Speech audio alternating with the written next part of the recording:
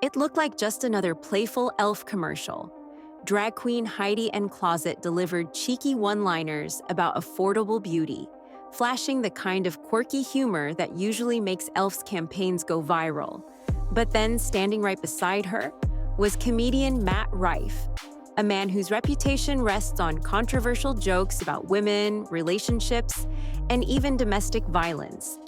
The ad ran like a parody law office commercial, offering to fight overpriced beauty injustices. It was meant to be funny, quick, and memorable. Instead, it lit up social media for all the wrong reasons. Comments poured in under the official post. "You didn't have the budget for a comedian who doesn't joke about abuse?" Another asked, "How can you call yourself cruelty-free while hiring someone who mocks survivors?" Even fellow drag performers chimed in, with one writing, "Love Heidi N. Closet, but not that guy." The problem wasn't just that people dislike Rife's comedy, it was that his jokes directly touch on domestic violence and covering bruises with makeup. In other words, the same product category e.l.f. sells. For a brand that positions itself as pro-women, inclusive, and socially conscious, the pairing looked not only careless but insulting. And it wasn't just customers noticing. Rival brands like Wet n Wild and Milk Makeup quickly took jabs online, positioning themselves as safer, more ethical alternatives. The outrage was immediate, but the real damage came next. Because once people started digging, they realized this wasn't just a bad ad. It was a crack in e.l.f.'s entire good brand image. For many, the backlash made perfect sense the moment they saw Matt Rife's name. He's a comedian who rose quickly on social media, filling arenas and selling Netflix specials.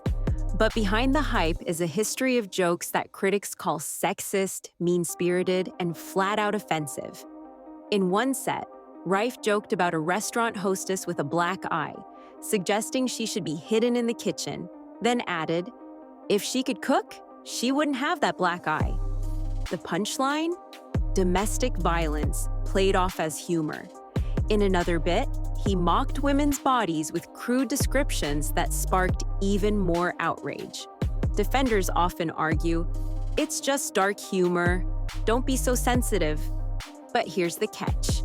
Dark humor is usually meant to shed light on pain in a way that connects people, not punch down at survivors. That distinction is what critics say Rife consistently misses. Instead of satire or clever irony, his shock factor jokes rely on making women the punchline. Even his own interviews highlight the divide. He once told Variety that his comedy is more for guys than girls, admitting that many women in his audience quickly realize they aren't fans for the right reason. In other words, he knows his material alienates women, and he leans into it. So when a brand like e.l.f., whose main customer base is young women, tapped Rife for a campaign, it wasn't just questionable. It looked like the company ignored every red flag in favor of a quick viral stunt. And this raised an even bigger question. How could a brand that built its reputation on empowering women have miscalculated so badly? For years, e.l.f. wasn't just another drugstore brand. They were the beauty company people actually trusted. Founded in 2004, their whole identity was built on affordable, cruelty-free products that felt accessible without sacrificing ethics. Their marketing tapped into something bigger than cosmetics. They became the first beauty sponsor of the Women's Soccer League, partnered with Paralympic organizations, and pledged 2% of profits to charity. Campaigns celebrated inclusivity, reproductive rights, and even pushed into mainstream sports like the Indy 500. On social media, e.l.f. came across as cheeky, progressive, and aligned with younger buyers who cared about values as much as price tags. So when they dropped an ad featuring a comedian who once made jokes about covering domestic violence injuries with makeup, the betrayal felt sharp. Customers didn't just see a bad casting choice, they saw a brand undermining its own mission. It didn't help that e.l.f.'s audience is overwhelmingly women and teens, many of whom look for brands that stand firmly against misogyny. As one commenter asked bluntly, "Out of all the people in the world, this is who you choose to represent us?" From a business perspective, this was a self-inflicted wound. The backlash wasn't just moral outrage, it was a crack in the carefully polished identity e.l.f. had spent nearly 2 decades building. And just as customers were questioning the ad, a bigger issue came into focus: a billion-dollar business move involving one of the most famous women in pop culture, Hailey Bieber. Just as the Matt Rife ad was drawing criticism, e.l.f. was making headlines for another reason: its $1 billion acquisition of Hailey Bieber's skincare brand, Rhode. On paper, it looked like a power move. Rhode had built buzz through sleek marketing, trendy packaging, and Hailey's celebrity influence. Buying it gave e.l.f. an instant foothold in the luxury-leaning skincare space. But the deal immediately raised eyebrows. For starters, Rhode was barely 2 years old when the acquisition was announced. Unlike long-established brands with proven staying power, Rhode was still in its infancy. Industry insiders couldn't help but ask, was this really a billion-dollar company, or was e.l.f. chasing hype? Then came something stranger. Despite the blockbuster deal, e.l.f. didn't follow Rhode or Hailey herself on social media. In an era where online presence is everything, that silence spoke volumes. Fans began speculating about internal friction, wondering whether e.l.f. executives weren't as confident in their billion-dollar purchase as the press releases suggested. The optics didn't line up with e.l.f.'s usual identity as the savvy, socially tuned-in brand.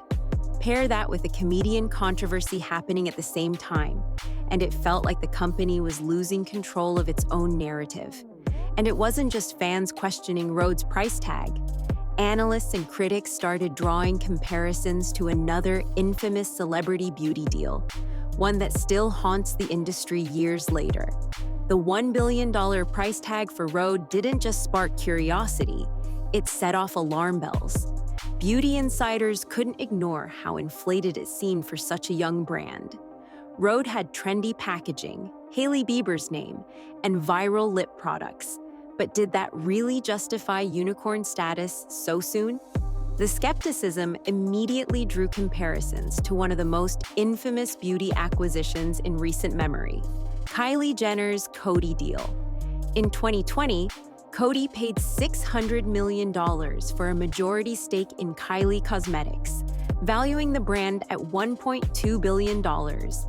Within months, Coty faced backlash for overpaying, as Kylie's sales were reportedly far lower than projected. The brand's hype hadn't translated into long-term growth. Critics worry e.l.f. is walking the same path, buying into celebrity buzz without a proven foundation. Unlike legacy brands like Estée Lauder or L'Oréal, which took decades to build billion-dollar value, Rhode had only a short track record. Even established cult favorites like Glossier struggled to maintain momentum after early hype. And here's the twist. If Rhode underperforms, it won't just be Hailey Bieber's reputation on the line. It could destabilize e.l.f.'s hard-earned image as the smart, affordable brand, the one that always made the right moves while its competitors stumbled. The billion-dollar bet made e.l.f. look less like the scrappy, ethical brand customers fell in love with, and more like a corporation chasing clout at any cost. But this wasn't the first time e.l.f.'s decision-making had been called into question. In fact, their past is littered with controversies that many customers never knew about, until now. While e.l.f. built its modern identity around being clean, cruelty-free, and ethical, their history tells a murkier story. Years before the Matt Rife scandal or the Rhode deal, the brand was already facing serious accusations.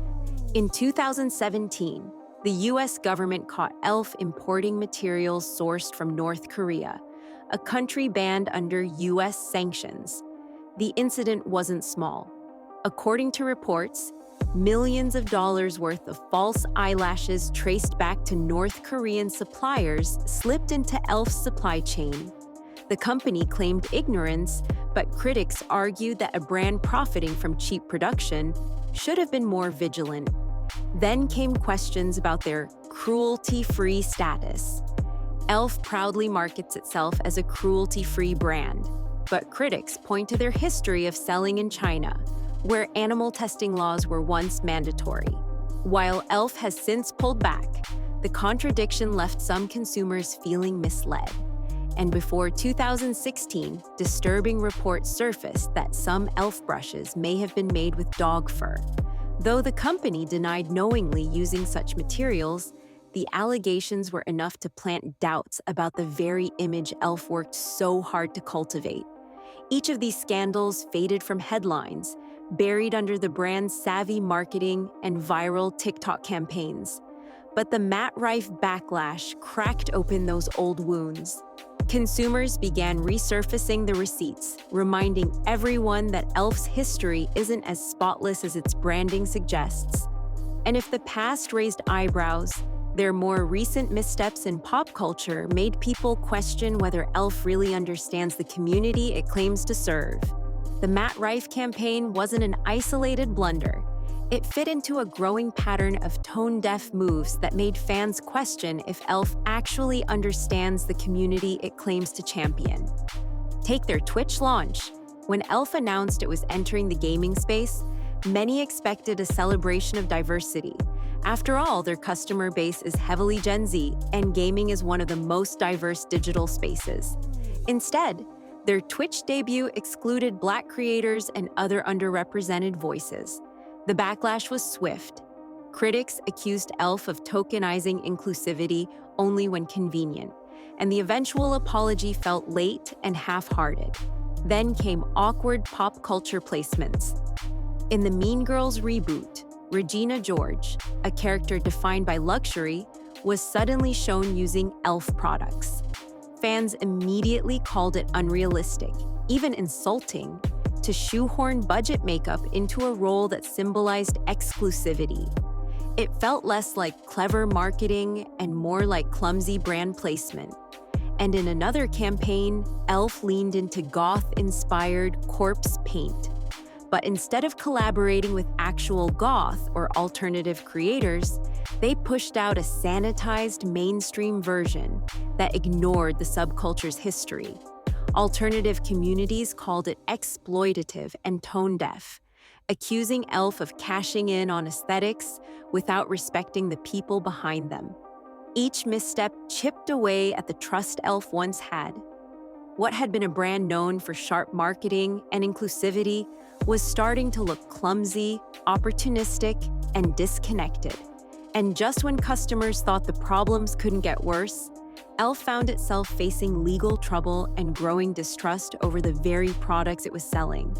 If questionable ads and awkward collabs weren't enough, e.l.f. has also faced heat in the courtroom. In California, the company was hit with a class action lawsuit over what's known as slack fill. That's when packaging is deliberately oversized, misleading customers into believing they're getting more product than they actually are. For a brand that built its reputation on affordability and trust, the case was an embarrassing reminder that perception doesn't always match reality. Then came the growing number of product complaints. While e.l.f. thrives on creating cheap dupes of luxury items, some users began reporting side effects, breakouts, dryness, and even hormonal acne. Skincare bloggers pointed to ingredients like silicones and potential endocrine-disrupting chemicals as the culprits. In a market where consumers are increasingly ingredient-savvy, those concerns struck a nerve. The problem wasn't just individual experiences, it was the sense of betrayal. Customers who turned to e.l.f. for affordable alternatives felt misled when the products caused the very issues they were trying to avoid. And when paired with the lawsuit, the narrative shifted from fun, affordable brand to cheap tricks at the customer's expense. At this point, the cracks in e.l.f.'s image were impossible to ignore. A comedian who mocked survivors, a billion-dollar deal raising questions, old scandals resurfacing, tone-deaf campaigns, and lawsuits that painted a less than honest picture. But all of this built toward one final explosive question. Was this just a string of bad choices, or a sign that e.l.f.'s identity as the good brand was never real to begin with? A billion-dollar Hailey Bieber buyout. A comedian who once joked about covering black eyes with makeup. Old scandals involving North Korea imports, dog fur brushes, and misleading cruelty-free claims. Lawsuits over packaging. And a string of tone-deaf campaigns that alienated the very audience e.l.f. claimed to champion. One scandal could be brushed off as an oversight, but taken together, they paint a much different picture. A brand that may not be as ethical, careful, or community-focused as its marketing suggests. And here's the final receipt. In the middle of the backlash, e.l.f. doubled down, posting follow-ups that joked about filing mistakes in the cabinet instead of issuing a clear apology. For many, that response said it all.